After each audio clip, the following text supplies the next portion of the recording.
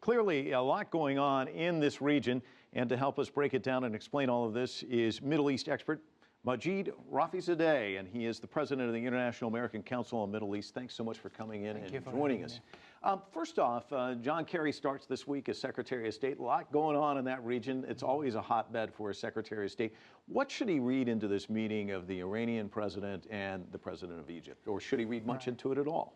Well, this is an important development. For the Iranian leaders, they have been trying to project the picture that this is a kind of victory for Iran and some type of blow to the United States. And the reason is that the leader of Islamic Republic of Iran called this Islamic awakening, and they basically wanted to promote the notion that the other countries are following Iran's steps. But if we go in depth into the topic, we see that actually these two countries are not real natural allies, and there are a lot of geopolitical and theological differences between these two countries.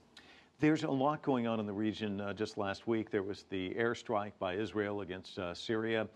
We're seeing a lot of unrest in Egypt, these new developments, and now President Obama saying that he'll go to the Middle East next month.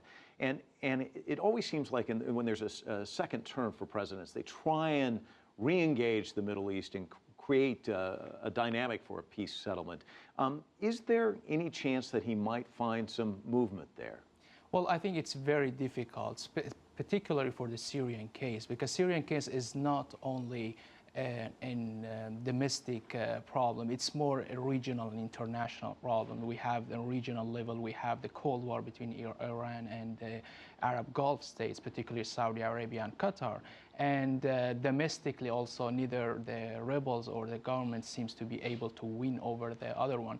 And international level, we have Russia. So I don't think pragmatically the United States would be able to resolve the crisis in regards with Israel or Syria anytime soon. How about the Israel-Palestinian issue? That still you see as troublesome as well? Right. I think the Obama administration has been less active in regard with the Israeli-Palestinian conflict compared to other administrations. I think they have been trying to focus more on the domestic politics inside U.S.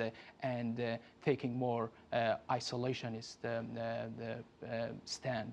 One of the things, and I know you spend a lot of time thinking about the Middle East, watching what's going on there, one of the things that we keep hearing is there's the possibility of spillover in what's happening in Syria. We've seen some violence in Lebanon. What do you think the likelihood of that is as the civil war continues to kind of fester there in the region? Well, I believe that what we will have in Syria is a more protracted, long-term civil war. And it already has spilled over to the countries, to Lebanon. We have seen conflict in Lebanon. And even the refugees which have been flowing into Jordan, Iraq, and Turkey. And we already have seen these spill over of the conflict in Syria. And in my judgment, I don't think that anytime soon we'll see that Syrian crisis will be resolved and the situation will actually deteriorate more. Majid, thank you so much for your insights. Appreciate it.